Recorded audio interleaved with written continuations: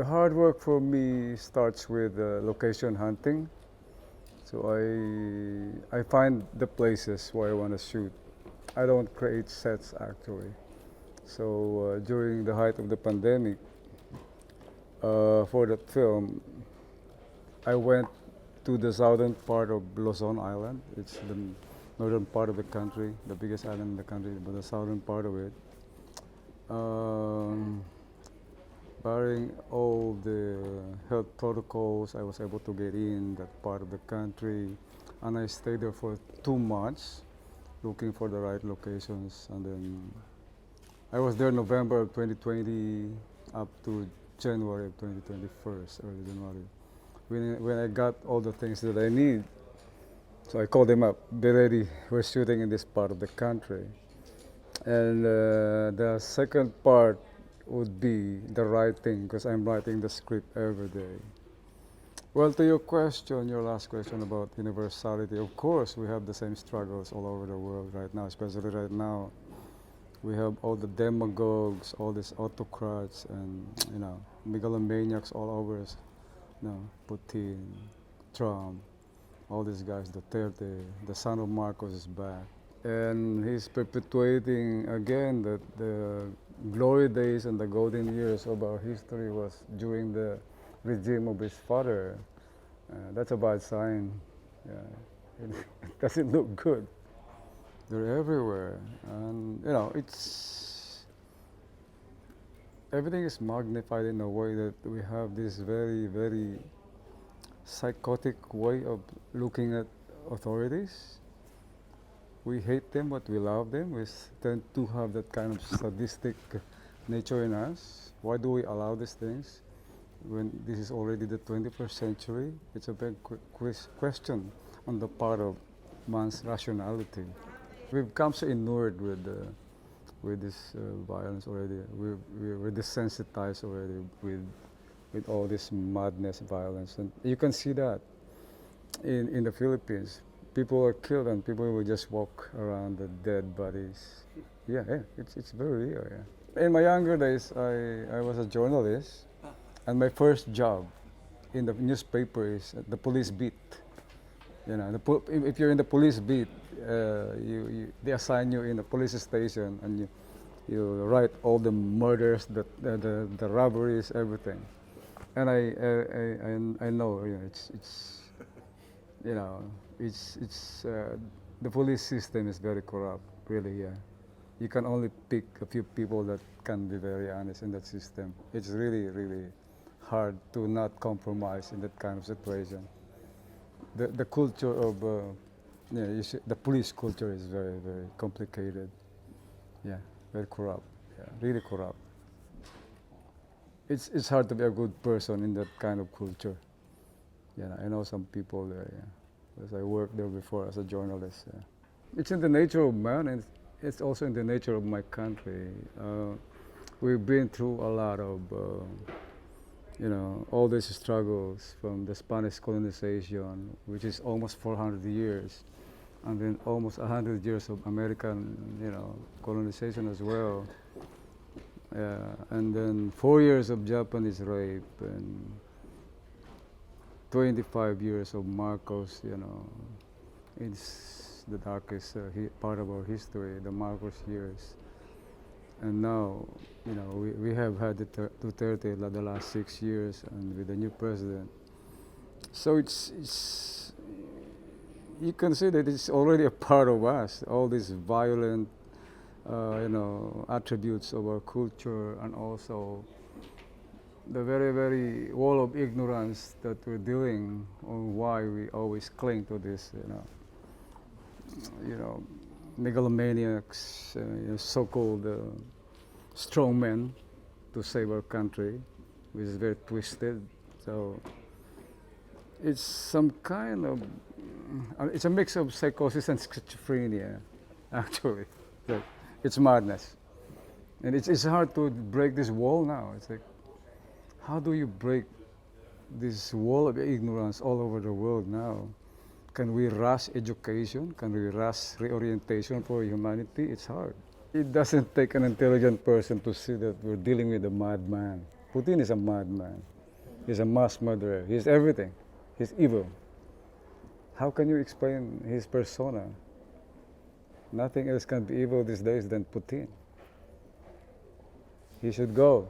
He should die now. Yeah. We must be very angry with what he's doing.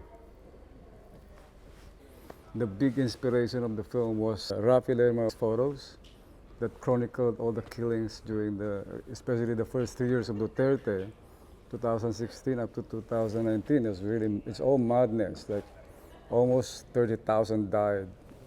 So many killings every night. And Rafi Lerma was there in front of just what's happening. So when I started the film, I was talking to him every day, and he was very supportive, but he didn't want to be seen. Yeah, he lent us all these photos, and we had talks about how he, how the things affected him. Yeah, yeah. Sometimes I write a particular character to a particular actor, but when we ask them, oh, we're busy, so you have to adjust it again. But most of the time, I go for the actors that I'm familiar with because they're friends. They know my process. I know their process at least. So we have that kind of thing. Trust. We can trust each other. So 50% of the work is done if you work with people you know. Cinema can be very dangerous as well if you take cinema as some kind of a cult of personality thing where you follow a certain perspective of a filmmaker or a cinema that strikes you and you cling on to it. That becomes religion because at some point you will believe. Religion is like that. It's about faith. It's about belief. Once you're inside that kind of belief, then or so-called faith, then you will lose everything. You're ready to lose whatever you have. You surrender. That's why it's called faith. You surrender.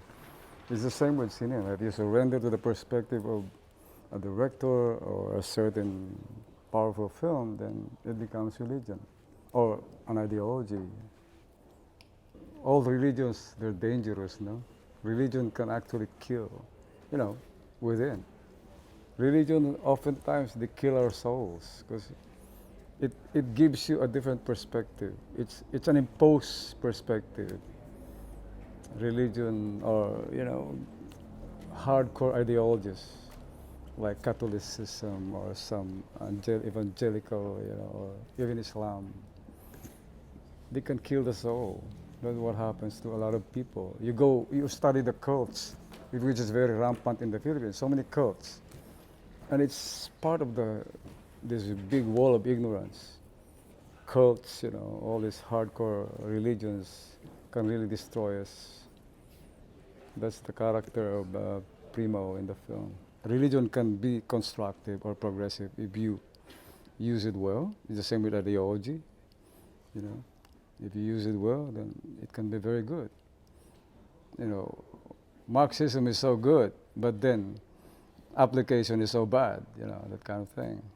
Catholicism can be very good, but some applications are too hardcore and extreme. It's the same with Islam. The liberal Islam is so beautiful, but extreme Islam is so dangerous. So it's the same, yeah. You have to, impose rational always. I shot a film early before the pandemic came, and then when there's this big eruption of a volcano in the country, we went there to shoot. That's the first part. And then the pandemic came, so we had a lull of like a few months. And then when we started again, I changed the story. So the character of Hermes Papauran went to another route. And then we went to Lisbon for another shot of a chapter of the film. And it became these 3 parts. But ultimately, when I was editing it, I really liked the autonomy of the middle part, which is this. So I took off the prologue and the epilogue, and then that's another film. We're gonna bring it out next year. We just add some more. So you sum it up, it's almost like 9 hours. I'm gonna shoot in film, but it's very expensive. It's hard to, it's always hard to, especially in a country like the Philippines, we don't have laboratories anymore, and we don't have stocks, so you have to order the stocks outside of the country. We found that very old stock. It's 72-20 to 16 millimeter. It's a beautiful stock, one of the greatest stocks ever. And we found a laboratory in Romania, of all places. So it's a problem. You know, when you shoot in film, you don't see what you've shot until weeks. So you have to. We had to send the rolls to. We had to send the rolls to Romania and wait for weeks to see if there are images that we are able to capture. It's very, it's a very demanding medium, 16 millimeter. But then it's very beautiful as well. It gives you a different kind of feeling.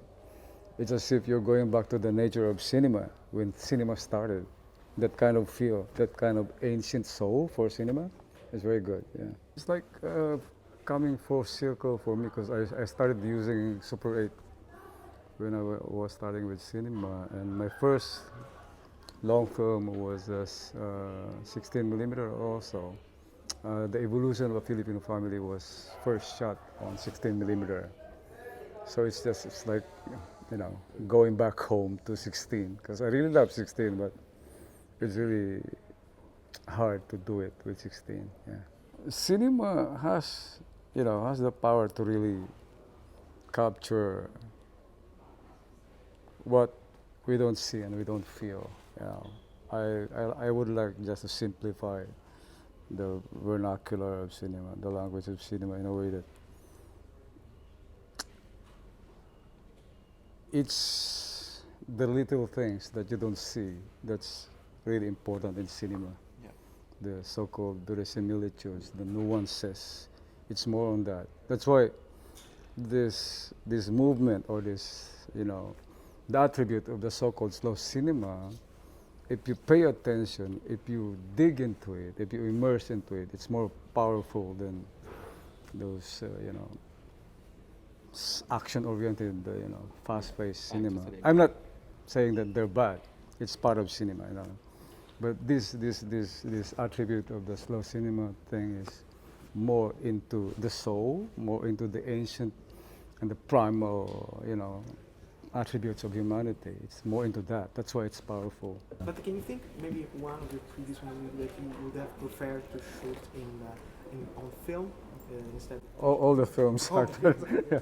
If it's up to me, but it's really expensive. But do you think film suits your kind of storytelling better than digital?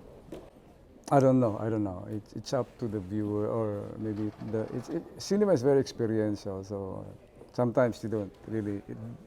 The medium doesn't really matter if it's celluloid or digital. So the message maybe is better than the medium sometimes. So. Have you heard about the Zumba phenomenon? Zumba, the dances.